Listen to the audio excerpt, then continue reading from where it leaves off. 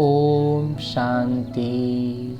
मैं एक ब्रह्मा कुमार अपने ज्ञान मंथन के मोतियों को आज यहाँ साझा करने का प्रयास कर रहा हूँ, जो हर उस ब्रह्मा कुमार कुमारियों के लिए उपयोगी हो सकता है जो थोड़ा भी ज्ञान को समझने में, ज्ञान की बातों में थोड़ा सा उनको कभी कभी कन्फ्यूज़न होता हो, ऊपर नीचे होता हो, तो शायद ये कुछ मदद कर पाए। उसमें सबसे जो पहली बिंदु यहाँ पर चर्चा करने के लिए समझ में आती है कि हम यहाँ बड़ी सरलता से कहते हैं ना कि हम ज्ञान में चलते हुए हमें इतना समय हो रहा है।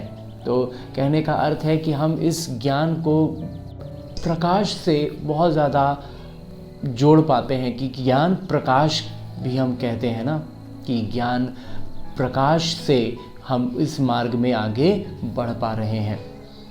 लेकिन कभी कभी और जीवन में कई बार कई परिस्थितियों में ऐसी स्थितियां आती हैं कि हम कंफ्यूज होने लगते हैं, हमसे ये ज्ञान छूटने लगता है, हम उलझने लग जाते हैं, वापस दुखी होने लग जाते हैं, किसी बात को उमंग में आते हैं, कुछ हमें जो कहते हैं टचिंग हुआ था, कुछ अनुभव हुआ, लेकिन फिर जब रोज़ के जीवन में बहुत सारी समस्याएं आने लग गई और हम फिर उसमें कहीं ना कहीं उलझने लग जाते हैं, तो फिर ये बात छूटने लगती है।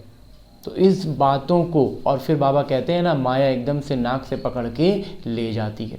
तो इसको थोड़ा सा समझने का प्रयास किया इस ब्रह्मा कुमार ने, तो समझ में आई कि वास्तव में ये जो ज्ञान प्रकाश है ना, ये हम आत्मा का ही ज्ञान है। आत्मा का ज्ञान हमें मिला तो हम ज्ञान मार्ग में आगे बढ़े। तो ये जो ज्ञान है, ये ज्ञान का ये जो प्रकाश है ना, इसका स्तर कितना है उसी के आधार पर निर्भर करता है कि माया हम पर कितना हावी होती है।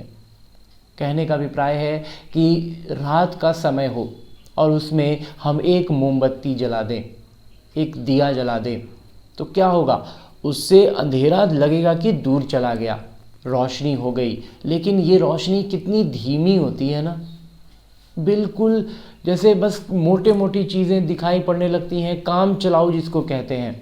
तो जब हम ज्ञान मार्ग में आते तो हैं, लेकिन बस हमारा ये जो ज्ञान होता है ना, वो काम चलाऊ होता है। तो ये धीमी रोशनी का मतलब क्या है, अंधेरा अभी भी एकदम वहीं पर अपनी वर्चस्व बनाए हुए है। ज्ञान का अनुपस्थिति ही वास्तव में माया है। तो ज्ञान प्रकाश जितना धीमा रहेगा, माया उतनी करीब रहेगी कि कब हमें वो दबोच ले। लेकिन इसको हम धीरे धीरे तेज करते चले जाएं, जैसे कि बिजली का बल्ब जो जलता है आजकल, जो एलईडी बल्ब हम जलाते हैं, उसमें क्या होता है, बहुत अच्छी खासी रोशनी हो जाती है। इतनी रोशनी होती है कि हर चीज़ एकदम स्पष्ट नज़र आए, कोई भी चीज़ छिपी नहीं रह सकती, नहीं दिखाई दे या छोटी चीज़ें नहीं दिखाई दे, ऐसा नहीं होगा, सारी चीज़ें दिखाई देने लगती हैं।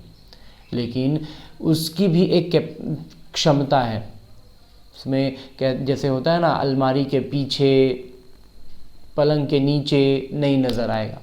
तो उसके ऊपर, उससे ज़्यादा की अगर हम बात करें तो दिन का जो सूर्य होता है, वो क्या है, वो भी तो प्रकाश का पुंज ही है ना।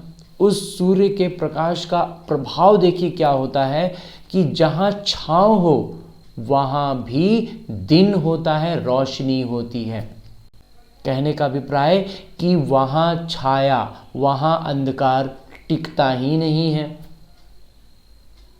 जब ज्ञान प्रकाश तेज होगा, ये जो ज्ञान है ये इतना स्पष्ट होगा, जितना ज़्यादा स्पष्ट होगा माया की दूरी उतनी अधिक होगी। जितना ज़्यादा धीमा पड़ा रहेगा उतना ज़्यादा माया करीब रहेगी, एकदम बस चढ़ने के लिए तैयार रहेगी। तो हमें ज्ञान प्रकाश को तीव्र करना है, तीखा करना है, और उसके लिए लगातार मंथन करते चलना चाहिए। तो इसके इस संदर्भ में इस ब्रह्मा कुमार के पास एक छोटा सा उदाहरण कहें या वास्तविक जीवन से जुड़ी बातें कहें। आज के जीवन में हर कोई जो बहुत ज़्यादा दुखी है, आज ये पूछना भी एक तरह से कहें तो गलत ही होगा कि क्या आप दुखी हैं, हर कोई दुखी है ही। तो ऐसे में हम किसी को, कई बार इस ब्रह्मा कुमार का ये अनुभव रहा है कि हम अगर सीधे तौर पर एकदम से हर बात उनको, मतलब कहते हैं ना, एकदम बिल्कुल सीधा सीधा बात कहने लग जाएं कि 84 जन्म होते हैं, 5000 वर्ष का कल्प है, एकदम से अगर हम सीधा ये बात कहें तो वो थोड़ा और कंफ्यूज हो जाते हैं, बिल्कुल मतलब छटक से जाते हैं। उनको अभी वो जिस दुख में हैं, इस ब्रह्मा कुमार का ये अनुभव है कि जब भी किसी व्यक्ति से जब हम मिलते हैं, ख़ास तौर पर जो निजी तौर पर, ऐसे तो मेलों में जब हम मिलते हैं तो उन्हें तो हम ज्ञान का एक अलग तरीके से समझाते हैं, लेकिन जब हम अपने, जो बाबा कहते हैं चैरिटी बिगिंस एट होम, तो घर के स्तर पर जब हम कोई किसी को रिश्ते नातेदारों में जब हम बात को समझाते हैं तो वहाँ हम इस बात को सीधे तौर पर ना समझा करके, अगर हम इसको थोड़ा सा प्रैक्टिकल लाइफ से जोड़ते हुए चलें तो उसमें एक बिंदु जो आती है कि कभी भी हम किसी व्यक्ति से दुखी होते हैं, वो हर व्यक्ति आज किसी न किसी दूसरे व्यक्ति के व्यवहार से दुखी है। तो ऐसे में क्या होता है कि हम ये कहते हैं कि अरे हमारा तो इनके साथ बहुत अच्छा ट्यूनिंग था, बहुत अच्छे हमारे सामंजस्य था, हमारी बातें बहुत अच्छी होती थी, हम बहुत अच्छे चलते थे, पता नहीं आज अब इनको क्या हो गया है कि अब इनका व्यवहार ही बदल गया है, ये बिल्कुल बदल गए हैं, इनका तो सारा कुछ ऐसा हो गया, वैसा हो गया, हमको ऐसा बोल दिया, हमको ये कर दिया।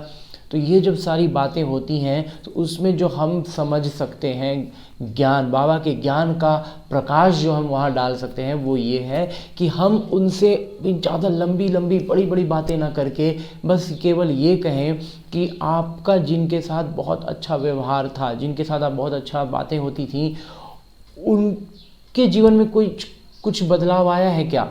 तो कहेंगे हाँ जानते हैं, उसके जीवन में एक फलाना आया है ना, उसके प्रभाव से उसका व्यवहार बदल गया है, वो ऐसा हो गया, वो बदल गया है, पहले जैसा नहीं रहा। तो हम यहाँ बहुत सरलता से ये बात समझ सकते हैं कि उन पर हम क्या समझ रहे हैं कि उसके प्रभाव में उनका व्यवहार बदल गया। तो हम क्या कर रहे हैं, हम दुखी क्यों हो रहे हैं? क्योंकि उनका व्यवहार बदल गया। वास्तव में वो उनके प्रभाव में आए, उन्होंने अपना जो भी उनका उस समय का जो नेचर था, उस नेचर को उस भूल गए और उस जो तीसरा व्यक्ति वहाँ आया है उसके प्रभाव में वो आ गए। तो वास्तव में हम भी तो उस तीसरे व्यक्ति के प्रभाव में अप्रत्यक्ष रूप से आ गए ना, उसने उनको बदला और उनके व्यवहार से हम भी बदल गए। क्योंकि जब वो मधुर संबंध हमारे बीच था तो वो भी मधुर थे, तो हम भी मधुर थे ना। आज वो थोड़े रूखे हो गए तो हम भी रूखे क्यों हो जाएं? हमें करना क्या है कि हम अपने उनके रूखे व्यवहार के बावजूद हम अपना मीठा स्वभाव इसलिए दिखाएंगे क्योंकि हमें ये स्मृति है कि वो बहुत मधुर थे।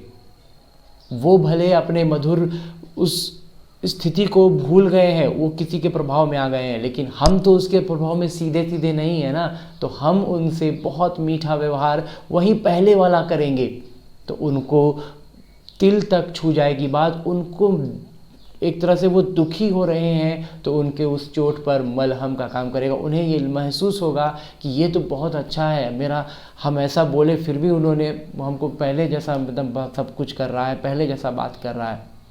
तो उनको भी अपनी वो मधुर स्मृति याद आएगी, तो उनके व्यवहार पर जो किसी और का प्रभाव पड़ा था वो हटेगा।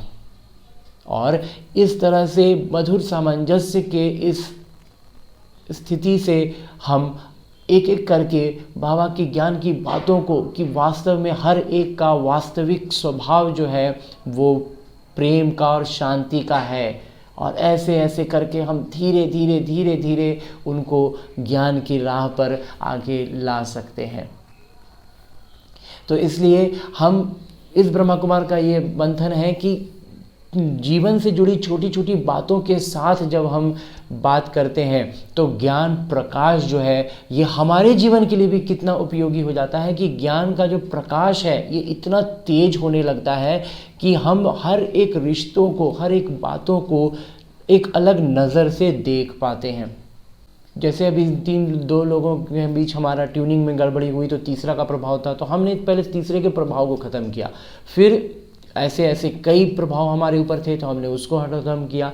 हमें भी ज्ञान के इस मंथन को लगातार महीन स्तर पर समझते जाना है और फिर हम उसको मैनिफेस्ट कर पाएंगे, प्रत्यक्ष रूप से दिखला पाएंगे कि वास्तव में ज्ञान महीन स्तर पर क्या था।